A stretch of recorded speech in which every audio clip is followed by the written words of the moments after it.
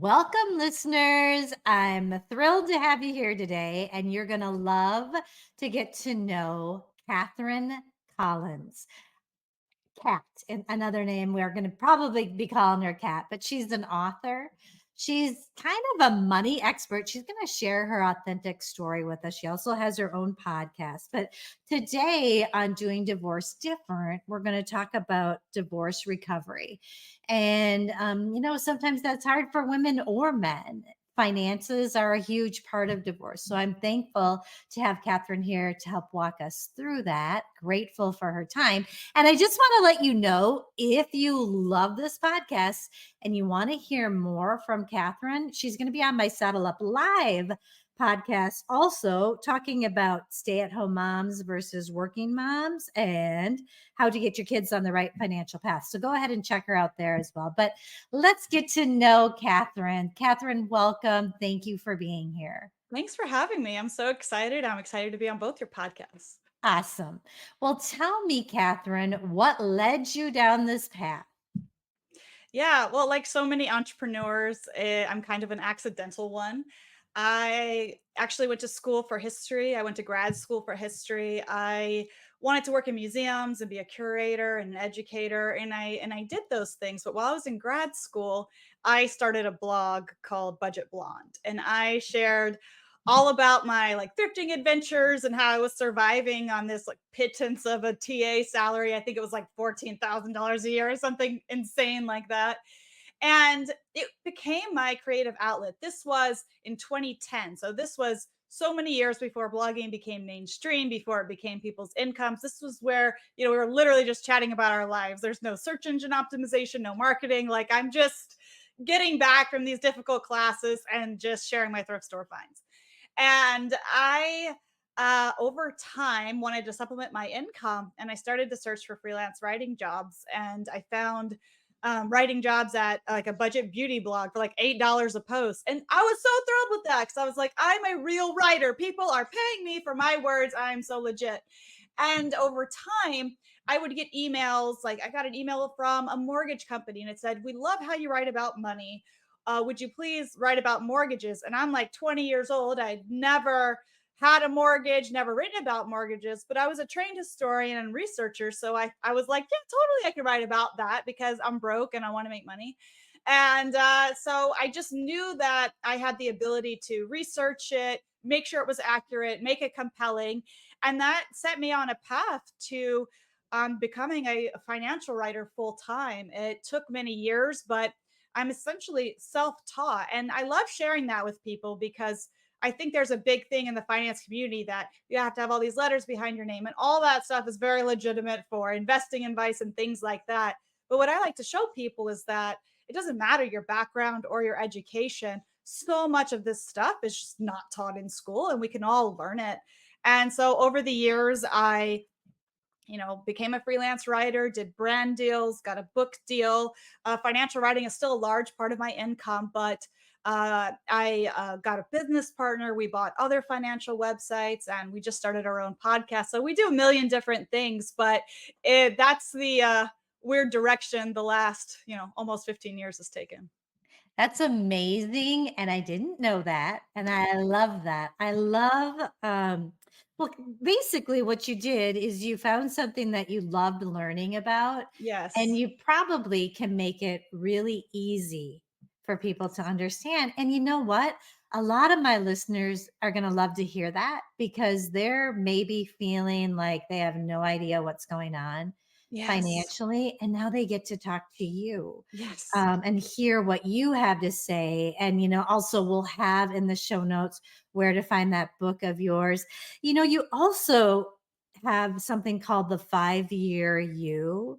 And Hmm. that's related to finances, is It it? it is. Well, it is the name of my same partner and I that we have all the financial websites.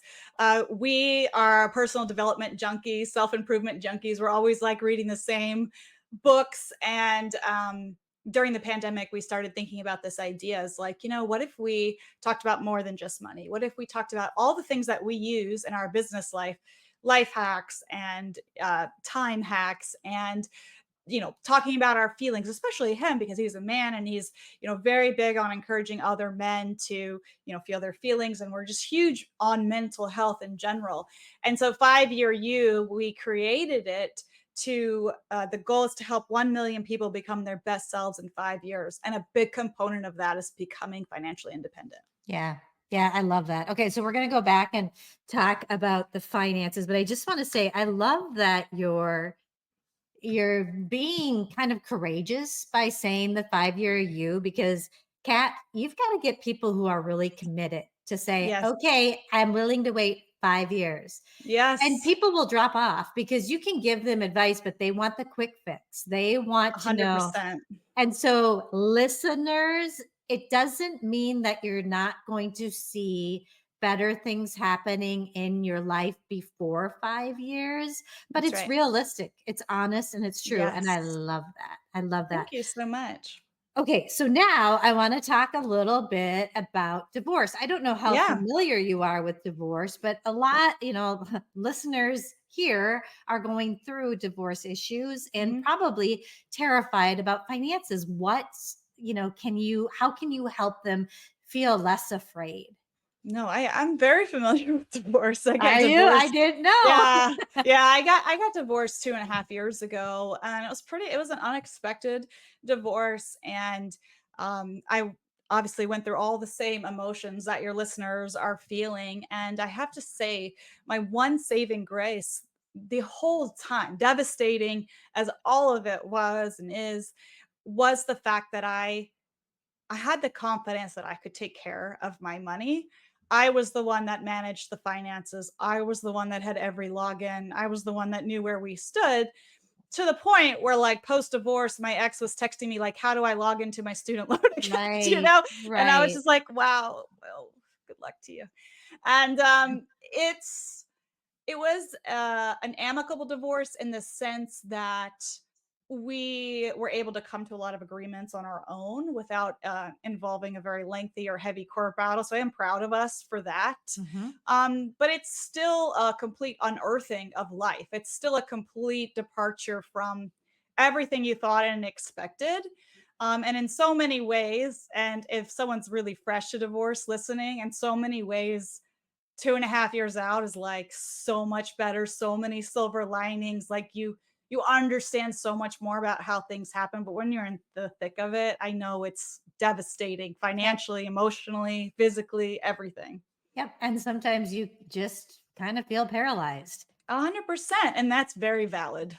Yep, yep, and, just sitting with it is okay for a little while, but then you've gotta 100%. you gotta do what you need to do. So now you said something that I grabbed onto, that when you went through this, you had the Hmm. confidence to you knew that you could take care of yourself.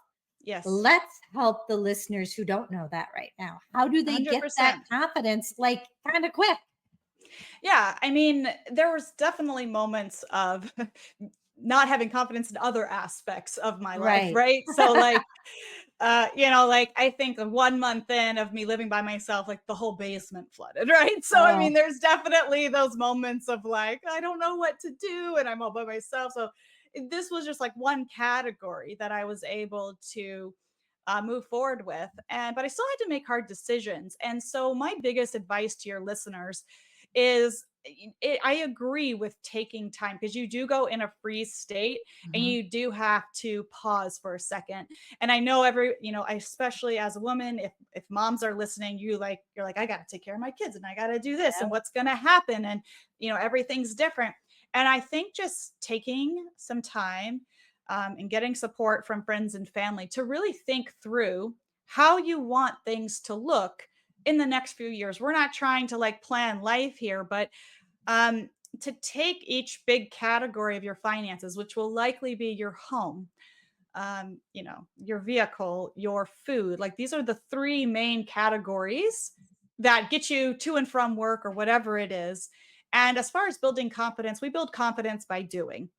And it sounds silly to say, but like if you suddenly wanted to take up rollerblading as an adult and you don't feel very coordinated because you're a grown up now, you would be super wobbly putting the roller skates on. You would be putting on like knee pads and elbow pads, and you would be so wobbly. You'd probably fall down. You'd probably get hurt. You'd probably feel old. But if you kept it up time after time after time, suddenly a few weeks in, you might do a little spin on your rollerblades. Right. And Yep. that's how this works. We're not talking about taking giant leaps and bounds. We're just talking about 1% a day doing something that you need. And look, Yep. I'm a financial writer. It was literally like 2 weeks ago that I finally got his name off of my car. Like these things take Yeah. time. I don't know why it took me that long, but it's just there's so many things to figure out. So don't expect to have it done so quickly. Right. Okay. So I love that you're talking about taking action because I'm a Yeah. true believer in that. And then I just also want to add that what I've found can help people to Mhm. actually take that, you have to have the belief Yes. and you have to have a thought. And it's hard because so many women are like, I can't do this. I've never done this. Yeah, of course. Yeah. Okay, so you look at that and you go, now wait a minute, is that true? Ask yourself, is that really true? Well, you've probably done a lot of really hard things. That's right. You've learned a lot of things. So could you maybe believe that you're someone learning how to be great at finances? And if you Absolutely. can believe that, that's going to get you so you can take that action to start figuring things out. And what I always have people start with in a mediation session is their budget Yes. and a look at their assets. So, is that Mhm. something that you would recommend as well?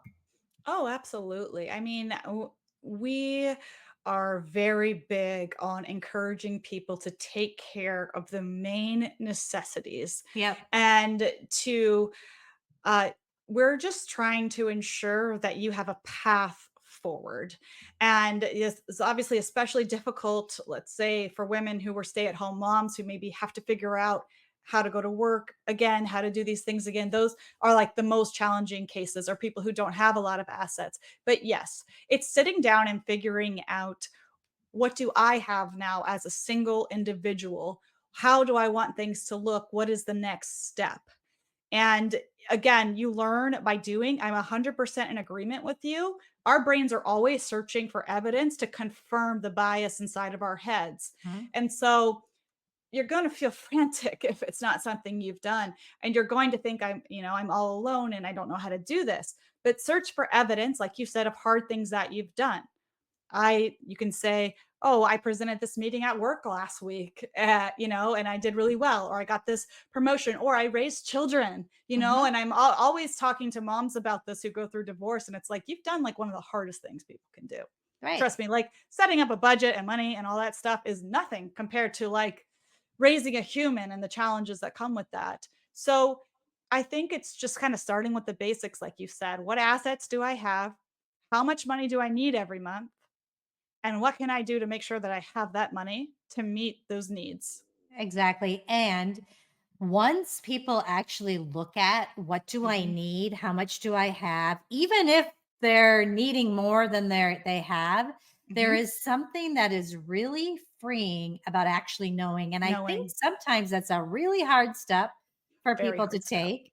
And Mhm. so I always encourage people to do that first. And once you do that, give yourself a big pat on the back and go, wow, I am a woman or a man, learning how to do this. And I love what you were saying about finding evidence of things you've done. And I think my heart goes out to those stay at home moms Mhm. who feel like I haven't worked, I haven't. And what you said is so true.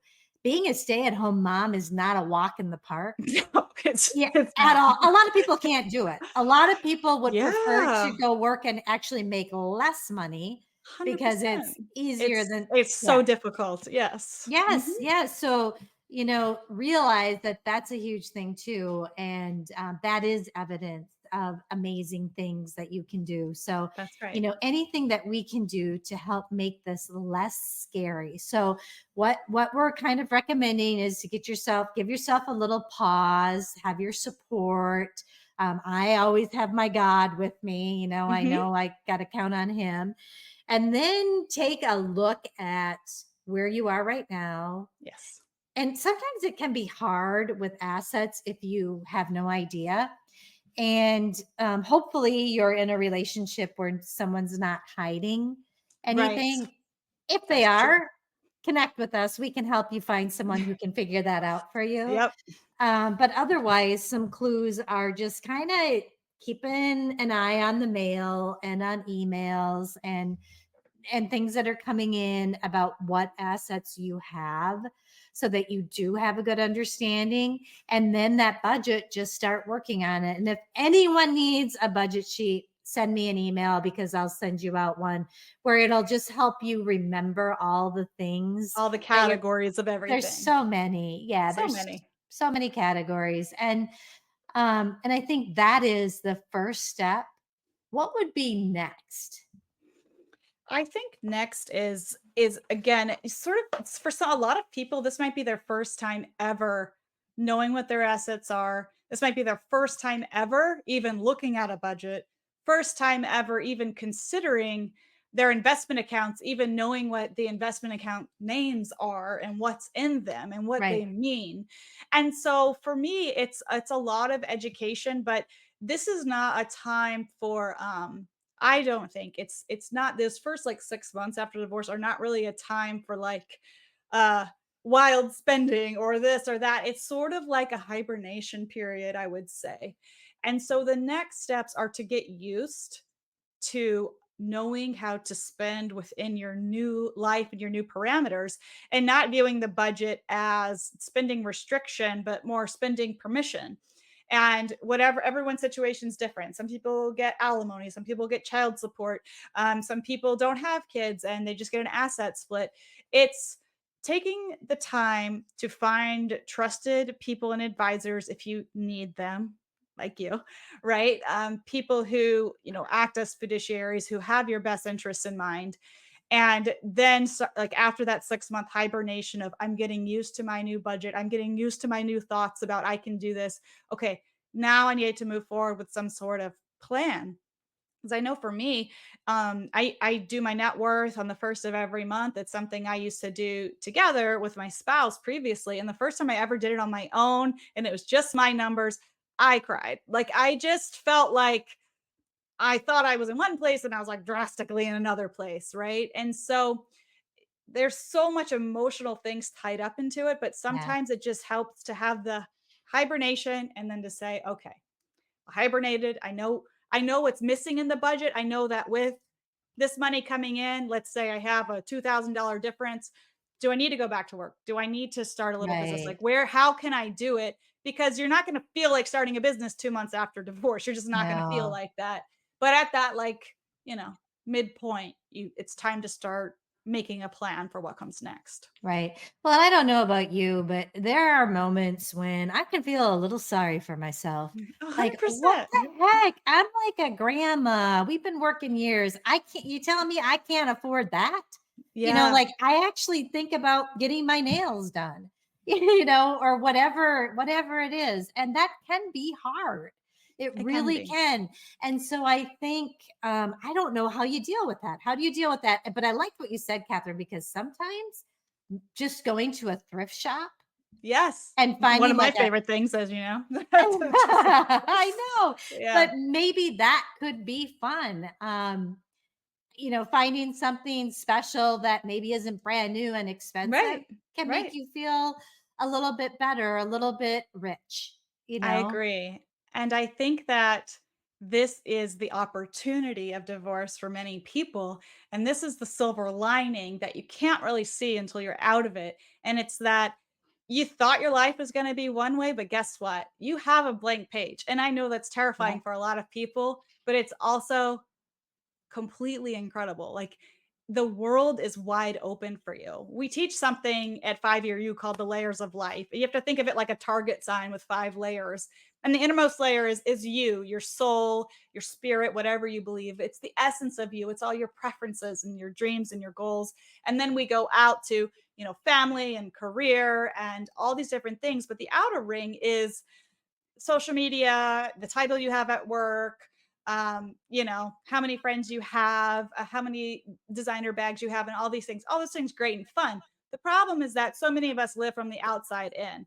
We're collecting the outer ring of the circle in hopes that it fills the innermost ring. And so this is the time to look within yourself and say, Like, what didn't I like about my life before? These clothes, these bags, whatever. Maybe that's your jam and like you live for it and that's awesome. But maybe you're like, this didn't make me happy. This didn't make my marriage better. This didn't improve my quality of life. Now's the time to sit and say, who am I? What do I actually want? I can do whatever I want at this point. I can change jobs. I can be a completely new person. I can finally be the person I always was on the inside, but was afraid to show. And it starts with honoring those preferences and trying new things.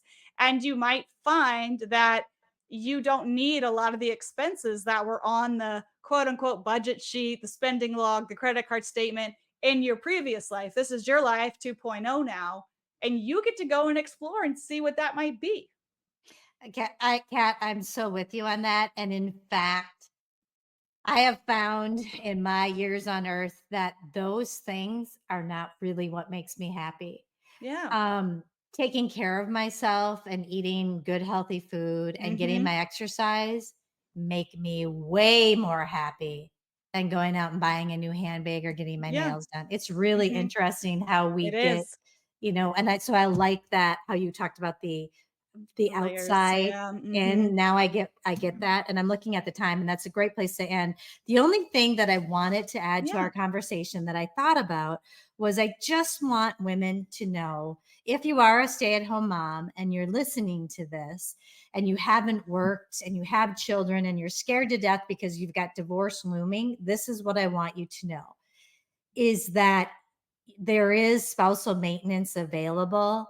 And yes, that in the future the judges are going to want you to have a plan and get things moving in the direction so that you can care for yourself and your children financially, but I don't want you to be terrified that it's going to be right away. You can get that maintenance to help support you going to school or getting your career set up, so do your very best to trust in that. Yes, there are so many resources for you, and you don't have to go through it alone. And there is a path forward. I Yep. agree. Amen. Well, Kat, thank you so much for Thank you joining for us. It having was me. such a treat. My pleasure. Take good care. Bye.